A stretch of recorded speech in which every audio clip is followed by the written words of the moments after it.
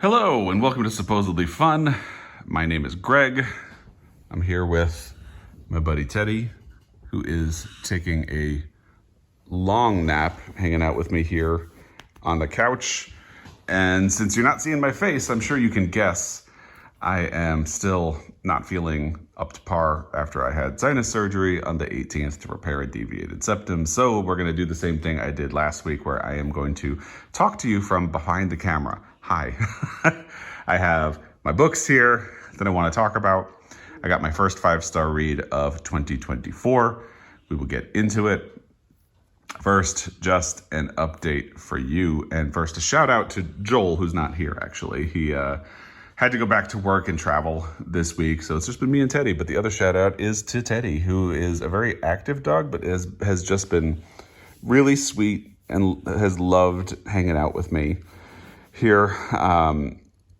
I have not spent most of this week on the couch, but since I've been feeling sick, I moved back here, pulled out the cozy Pendleton blanket again, and Teddy has been enjoying hanging out like this. Basically, the gist of what's going on is I started feeling like I have a sinus infection this week, which is not uncommon after this type of sinus surgery, apparently, but it has meant that I just feel awful, and I have felt awful all week, and that has been just a process, as you can imagine. It also means I really have not had any energy to film anything. So I had a video that posted on Monday, which was a vlog about where I kind of did sort of like a try a chapter thing, where I went through a bunch of books on my shelf to see if I wanted to keep them. And that is something that I had filmed ahead. I actually filmed it before I had the sinus surgery. And that was the last video that I had filmed ahead. So I have no content that I can put on the channel anymore unless I film something new. And I haven't felt well enough to film. So today I figured I would at least do a Friday Reads and say hi and give you this update to let you know, because if I'm feeling better on Monday, I have at least one video that I really want to film. The ALA notable titles were announced for fiction and for all categories, but I really want to do a video about it and just haven't felt up to it. I've also really fallen behind on comments. Like I honestly, at this point, I haven't even seen any comments in days. I apologize. I am going to try to get back on track with those when I'm feeling better, hopefully by Monday. So thank you if you've left a comment. I apologize. I have fallen so far behind. That's kind of the update on everything here. Hopefully, once I get to the other side of the weekend, I'll be feeling better and I can start filming again. But if I'm not feeling better on Monday, I'm going to allow myself some time to recover. Like, I'm not going to push myself to film. That's why I didn't film another video this week. If I'm feeling up to it, but still feeling like, So, funny story. Yesterday, I took Teddy for a walk and ran into a neighbor, and she got one look at me and said, "Your face is really puffy." So you can imagine I'm not feeling up to showing my face right now. It's not that bad, but at the same time, yeah, it's not the reaction you want. So maybe if I'm still not feeling like putting my face in a video, I might do a voice version of the ALA video, and I don't know what that would look like. But stay tuned. We'll see what, all that is speculation. Let's just jump to the Friday Reads, because to be honest, I'm not feeling super great still, and don't want to spend a whole lot of time talking. I don't know if you can hear Mr. Man over here snoring, but he is just being super cute over here, loving life. All right, so let's jump to the Friday Reads and see. Oh, I'm sorry. I woke Teddy up. Hi. Say hello to everybody. Say hello. Say hello. You've been such a good boy, haven't you? I had to give him a bath yesterday, so he's all fluffy, and he's actually getting a haircut tomorrow. Aren't you? You didn't know that. Oh, big yawn. Big yawn. Say hi to everybody. All right, you can go back to sleep. You good boy. Our little Teddy Spaghetti. That's what I call him. All right. The first book that I finished, so these are the two books that I finished. One of them was a 5-star read. And to be honest, it was not actually Dog Songs, which is a book of poetry by Mary Oliver. And how appropriate to be talking about it with Teddy here. So I don't read a lot of poetry, and a friend of ours, a really good friend of Joel's actually, who has become a really good friend of mine, is into poetry, and she recommended Mary Oliver, and she sent us this book as a gift through Montana Book Company, because honestly, what would be more appropriate? She loves Mary Oliver anyway, and kind of wanted us to try her, and then what would be more appropriate to help get me into poetry than a book of poems about dogs. And I did really like it. Poetry is just always a struggle for me, and that's the only thing that kept this from being a 5-star. Like I enjoyed it. I'm glad I read it. There are poems, obviously, but there are also illustrations. Let me see if I can. Here's one. Beautiful illustrations in here.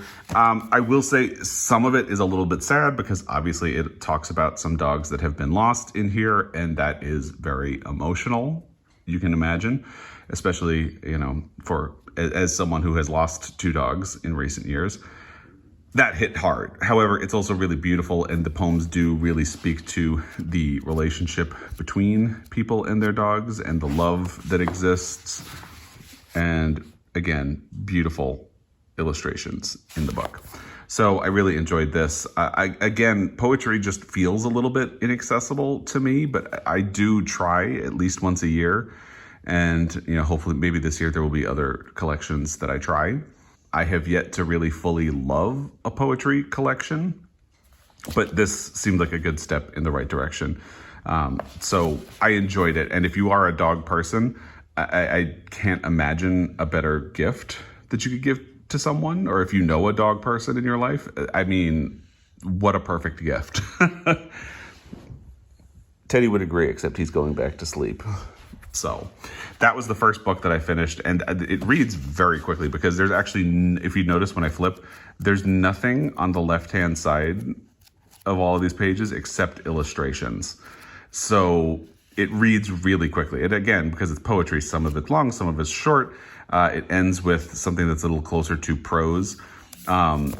Reads very quickly. Like I read this in an hour on Saturday or Sunday last week. Yeah, I would absolutely recommend this, especially as a gift. If there is a dog person in your life, this would make a great gift.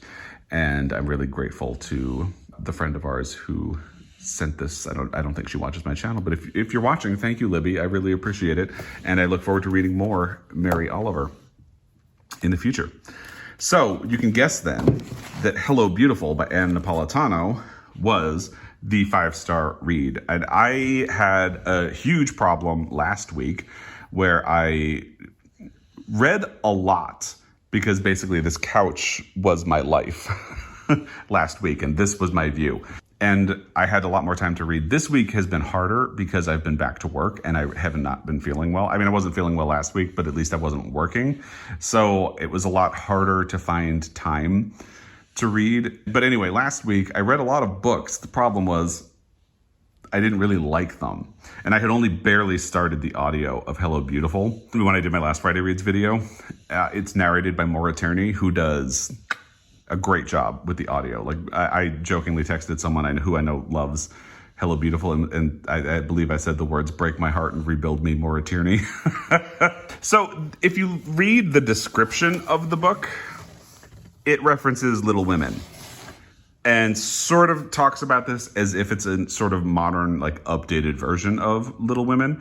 I don't think that really does the book a service, because I think if you pick up Hello Beautiful expecting a modern version of Little Women, you are probably going to be disappointed. It is interesting to note that Little Women is sort of an inspiration because it does add something to the experience of the book, and it does have some sort of interesting parallels, but don't go in thinking that you're going to get Little Women in the modern world. That is not what this is. This is a sprawling family story about a sort of shambling, messy family. And actually, in the description, it references that you have this man named William Waters who grows up in a very unloving family defined by tragedy. It makes it sound like someone from his past comes back and causes problems, that is also not really accurate at all. So I'd say maybe don't read the description of this book, or take the description of this book with a grain of salt, because William, basically, this is not a spoiler, this is how you are introduced to the character. When he is born and he is still in the hospital with his mother, he has an older sister. By the time he and his mother go home from the hospital, something tragic has happened and the older sister has died. And his family is kind of understandably a mess in the years after that. And he grows up in a very unloving household, and that shapes his life. He gets to college and he meets a woman who is one of 4 sisters. One of the Padavano sisters, who are sort of William and the Padavano sisters form the central characters of the book. And the Padavano sisters are extremely close. They sort of come as a unit. After he meets Julia, who's the woman he marries, she brings her sisters to a basketball game of his to officially meet him. And in the beginning of the book, like for the first half of the book, time moves fairly slowly. Like each chapter is for a specific time period. Let me see if I can find an example since we're here. And all right, so you see William, February 1960 through December 1978. Obviously, that is a really big time span, but that's because it's when he's born and then he goes to college. And when he goes to college, he meets Julia. So after this, the time span in the chapters gets significantly shorter for the first half of the book. And then it sort of speeds up in the second half. And I admit, in the second half, I sort of missed that slow burn where you really spend a lot of time with the characters and getting to know them and all of that. But it really creates a beautiful foundation for this family and who they are as people and the mess that their lives are and that their relationships with each other are. And if you know me, you know I love a complicated family story, and this is that, like to a T. If you are one of the people who got all excited when I read Dinner at the Homesick Restaurant by Ann Tyler in December, read this book for sure, because it really reminded me of Dinner at the Homesick Restaurant a lot. And I know a lot of people were very excited when I read Dinner at the Homesick Restaurant because it's a great book. If you are one of them, definitely read Hello Beautiful by Ann Napolitano. It is so good. It is so good. I am going to pause for a second because I need to cough. Okay, we're back. I had a big sip of tea as well, so hopefully we can continue going. The other thing I really love about this is that you have this very close relationship between these sisters as they grow up. And one of the sort of, I would say, a little more tenuous connections to Little Women than what you would find, than what you might expect based on what the description of the book is that the girls read Little Women as children, and they sort of fight over which of the characters they are. For instance, like in that weird way of kids, like everybody wants to be Beth because everybody wants to be the kind one who is sort of tragic. Anyway, it's one of the interesting sort of like parallels where you can see where Little Women inspired this story, but it definitely sprawls out a lot vaster than what it's just absolutely not a recreation of Little Women.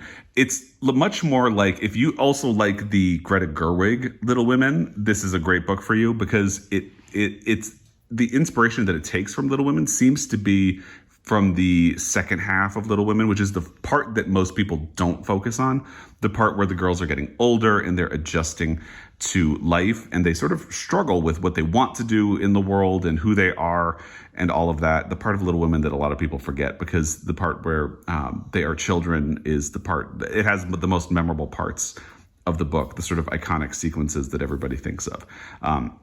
This feels a lot more like a book that is about grappling with adulthood and who you are and trying to build a life and struggling. Like Julia rushes into a marriage very like the oldest daughter in Little Women, Meg, I think, who thinks marriage is going to sort of fix everything. And then she's married and it's not sort of a fix for things, and things are still hard. And there's definitely a sense of figuring things out. A long time ago, someone asked me for examples of good books about that adjustment period in early adulthood where you're not a teenager anymore, but you're trying to figure out how to get your footing as an adult. This is a great book about that, although it spreads into middle age. Again, just a fantastic book. I don't want to say too much about it because I don't really want to give anything away, but I will also say what I was starting to get at earlier is that you have this beautiful close relationship between the four Padavano sisters as they grow up. And then as they get older, it gets a little more complicated, and one of them does move away, and there's a little bit of distance between them. And as someone who grew up extremely close to both of my sisters and who is now middle-aged, but I've also moved away. I live far away from both of my sisters. There are elements of this book that really powerfully resonated with me, that sense of friendship and loyalty and love that you have for your siblings, but the way that's complicated by adulthood and separate lives and individual aspects of who you are. If you want to find a book that pretty perfectly lines up with my emotional baggage, bam, Hello Beautiful by Ann Napolitano is a great example of that. And, I always say we bring our emotional baggage into a book with us, and this just perfectly resonated with me, and I can't say enough good things about it. And a big thank you to Danny, who is That Bookish Bear on Instagram. He had read this last year and loved it and really encouraged me to pick it up and give it a try for myself. I'm so glad that I finally did. I loved the audio. Again, I think Maura Tierney did such a great job reading it. She has a beautiful voice. I like Maura Tierney anyway, so I'm sort of biased. But yeah, I just thought this was fantastic. And I really want to read Dear Edward now. I've heard good things about it. I think Ann Napolitano has other books. I can't think of them. Here we go. Yeah, a couple of other books. So if you have read other Ann Napolitano books, let me know what you thought of them and if I should seek them out. So those are the two books that I finished. Let me talk to you about what I have been reading. So I mentioned in my last Friday Reads video that I was thinking about doing Neighbors by Diane Oliver, which I don't have a physical copy of. I actually have access to it on NetGalley. And I have been reading it very slowly this week. Part of that is, again, I've been back to work. Part of it is also, so it's a digital book because it's from NetGalley, and I don't like reading ebooks. And I've been feeling a bit of resistance to reading it a little bit just because of that. And, that's not quite fair to the book, but that is what it is. And actually, I am sort of glad that it has ended up transitioning into February because it is like a perfect Black History Month read. If you are unfamiliar, this was one of my most anticipated books of 2024. I will have that video linked in the description box down below. And Diane Oliver published short stories in the early 1960s when she was very young. And she tragically died in 1966 in a motorcycle accident. So this is actually the first time that her stories have been compiled into one book. So she's sort of a lost classic author. And I'm halfway through at this point, and the stories are really fascinating. And what I think is particularly fascinating about them is that they feel like they could have been written today. They don't feel like an old-fashioned story collection that you can immediately pinpoint as like mid-century in the way that some, I love John Cheever actually, but like you can sort of tell what era he was writing in. And these definitely feel like it could have been written today. There's a timelessness to it. But what I think is truly remarkable is that she gets the reader to inhabit the minds of her characters in a way that's really interesting and see what it is to be discriminated against or to be an activist or to experience microaggressions from the perspective of someone who is living with that and all the difficulties that they face as part of that. For instance, in the opening story, I think we all, at least in the United States, know the story of Ruby Bridges, who is the young girl who was integrated a school. And if you haven't seen the photos of what happened when she tried to go to school that first day, it's appalling. It's really terrible. And the first story is sort of from the perspective of the parents of a child who is about to integrate a school, and there have been threats made against the family. So it's easy with the hindsight of history to look at Ruby Bridges and see, sort of isolate that incident from all of the years that have come after it. And this story really puts you in the perspective of what it would feel like to be a parent and to want to do the right thing, but you don't necessarily know what the right thing is. Do you try to make a stand for civil rights and integrate the school? Because the right thing is to integrate the school. But maybe the right thing is to protect your child because there have been legitimate threats to them. You don't know what's going to happen to them, and to be afraid and to not know. And that moral conundrum is sort of where these stories live.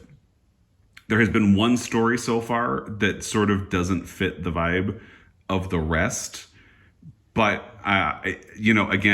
these weren't necessarily intended to be a collection. They were just stories that she had written, and then she tragically died before anything could really have been compiled. So they weren't necessarily written to be a collection. And I think that's why it sort of then makes sense that at least this one story, it still fits because it has that same vibe of sort of making you aware of what it is like to experience racism and to exist on the margins, to the point where you actually move to live on the margins and try to shut out the rest of the world.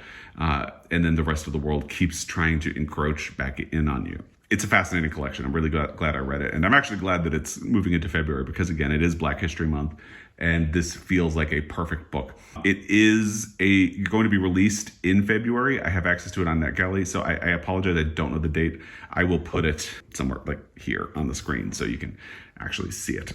Yeah, so that is something I'm currently reading. Hopefully, I will make some progress on it over the weekend. And then just this morning, I was trying to think about an audio because, the fun thing, or not fun thing, but a reality that sometimes happens is you finish a book that kind of like emotionally devastates you and you cry your way through the ending and all of that. And then you're just supposed to go about your life. So I finished this book on Tuesday or Wednesday, and I'm filming this on Friday. And I hadn't started another audiobook until today. And part of that is I just had this like emotional coma after I finished Hello Beautiful. Because again, what am I supposed to go about my life? Like nothing has happened? No, I'm devastated. So today I finally picked up another audio, and you might be surprised. But remember, I've been sick all week and feeling pretty miserable. And yesterday, the Audie Award nominations were announced. So those are the, obviously, for audiobooks. And one of the nominees, and I think that was in the self-help category, was Diva 2.0, 12 Life Lessons from Me to You by Cheryl Lee Ralph. Now, I don't know if you watch Abbott Elementary. Joel and I do. We love it. By association, Teddy does, and he loves it. And we adore Cheryl Lee Ralph on that show. And Cheryl Lee Ralph was in the original cast of Dreamgirls on Broadway. If you've seen her make a speech at the Emmys or anything like that, you know she's an incredible speaker and just has a really great voice and is very inspirational. In one of her speeches, she talked about how when you look in the mirror, you need to love what you see. Some people have RuPaul. I have Cheryl Lee Ralph. So I didn't know that she had written a book and that she narrated the audios. I was really excited about it. And then this morning I was thinking about it and I was like, you know what? I've been feeling sick all week. I feel miserable. I need something that's going to lift me up. I'm going to turn to Cheryl Lee Ralph. So I did. And I started it this morning. I am only like 10 or 11% into the audio so far, but it is doing exactly what I needed it to do. It is giving me life. And my only question mark about it was that I know Cheryl Lee Ralph is a big Christian woman. She's a good Christian woman, I will say. That's a terrible thing to say. Let me explain. She is a Christian who is accepting of other people and doesn't use her religion to harm others or to limit others. She uses her religion to try to help people move forward and to be better people and to experience love, which is what I would hope religion would actually be. Sort of like a Dolly Parton or a Jimmy Carter sort of thing. Anyway, so I didn't know how much of the religion was going to be there. And so far, there's only been a little bit. And again, it's in that sort of positive frame of mind where it's more about helping find acceptance and love than anything else. And I'm probably going to finish this very quickly because, again, it's doing everything that I need it to do right now. cruising right along. I think when I finish, I might do Open Throat because that is on Scribd on audio. But I'm thinking, so Greta and Walden was another one of my most anticipated books of 2024. And again, that video will be linked down below. It is also coming out in February, and it doesn't have a date on this. It just is coming in February 2024. Well, surprise, surprise, I actually just got early access to the audiobook. So once I finish with Diva 2.0, and by the way, I should explain. So Diva 2.0, in the beginning of the book, Cheryl Lee Ralph explains that what you're thinking of when you think of the word diva is probably not what she means. She's not talking about being a terrible person, being demanding, being self-involved. She defines her term in the very beginning of the book. And so anyway, but once I finish that book on audio, I'll probably turn to Greta and Walden because I do really want to read this and I'm looking forward to it. And things are starting to get backed up in print. So I think pivoting to audio will be really helpful to me. So this is likely to be my next audiobook. And then I have some other ideas. So unfortunately, N. Scott Momaday passed away this week. Now, I had been thinking about reading a different book or author as my next Pulitzer Prize project read. Housemaid of Dawn won the Pulitzer Prize. I believe it was published in 1968, so it would have won in 1969. And he's an author, and this is a book that I have been looking forward to reading as part of it, but I hadn't prioritized it. So now that he has passed away, I think I would actually really like to make this a priority and get to it quickly, because there's a great conversation to be had with this book. And Scott Momaday was a groundbreaking author because he was the first Native person to win a Pulitzer Prize for fiction, and it did not happen again until recently when Louise Erdrich won for The Night Watchman. That was like 3 years ago. His breakthrough literary success led to literary success from like Louise Erdrich, but also Sherman Alexie and countless others. So he was a huge groundbreaker for that, and Housemaid of Dawn is that. So I don't know if it will be my next book because I have 2 library books that I need to read, but it is definitely on deck with the sad news of his passing. So I'll be getting to that. Now, the library books. So I did return Prophet Song. I had Prophet Song from the library. I just really was not in the mood to read it, and I knew I wasn't. So I returned it, and I got back on the hold list. It's going to take a while for it to come back, and that is fine, ultimately. So I still have Forbidden Notebook by Alba de Cespedes. I had checked this out at the same time as Prophet Song, but Prophet Song had other holds, so I couldn't renew it. And at the same time, I knew I was not in the mood to read Prophet Song. I was able to renew Forbidden Notebook, so I have this until the end of February. So I have a little bit of flexibility on that. I may have to prioritize Mean Spirit by Linda Hogan. So this was recommended to me by someone because Linda Hogan is basically writing about what happens in Killers of the Flower Moon in this book, I believe. And it's a great placement for that sticker. Anyway, and someone had recommended, and there's a Pulitzer connection. This was a Pulitzer Prize finalist the year that John Updike won for Rabbit at Rest. And you can already guess, I'm not looking forward to reading Rabbit at Rest. But there's a Pulitzer Prize connection with this book. And it is a sort of indigenous telling of the things that happen in Killers of the Flower Moon. So I thought that sounded fascinating. I got on the hold list. There was a really long hold list at my library, and it just became available. So since I will not be able to renew this because of the volume of holds, I'm probably going to try to get to it before I do Forbidden Notebook, and then we'll see. Both of the books I'm currently reading, Neighbors by Dan Oliver and Diva 2.0 by Cheryl Lee Ralph, are sort of Black History Month because, again, Black History Month doesn't necessarily mean you have to read history. You could just read a Black icon or just discover Black stories. So that's the way I'm trying to think about it. And I would like to find other ways of honoring Black History Month through the month, but I definitely want to prioritize these as well. And I have some other new releases or anticipated books that I would like to get to. And these are from the library. And also, Mean Spirit has a Pulitzer connection and just sounds fascinating. So I would like to cover all 4 of these in February and find other ways to do Black History Month. I also want to get back into a little bit of Irish and Scottish reading. I might do that in the month of March because, St. Patrick's Day. Anyway, I just realized that this is here. So a friend a couple of years ago gave us coasters with photos of Guinness and Jameson. So this is Guinness and Jameson, my original Welsh Terriers. And this was not long after Jamie had come to live with us. That's Jamie in the foreground. And Guinness adored Jameson. Absolutely adored her. She was less certain about him. So he constantly tried to cuddle up to her in those early days. And you can see she's looking at the camera like, he's touching me. Over time, they did reach a point where Guinness kind of stopped cuddling up to her, unfortunately, because she would growl at him. So anyway, in the later years, she would cuddle up to him when she wanted to cuddle. But so this captured a very sweet moment early on in their relationship, and I love it.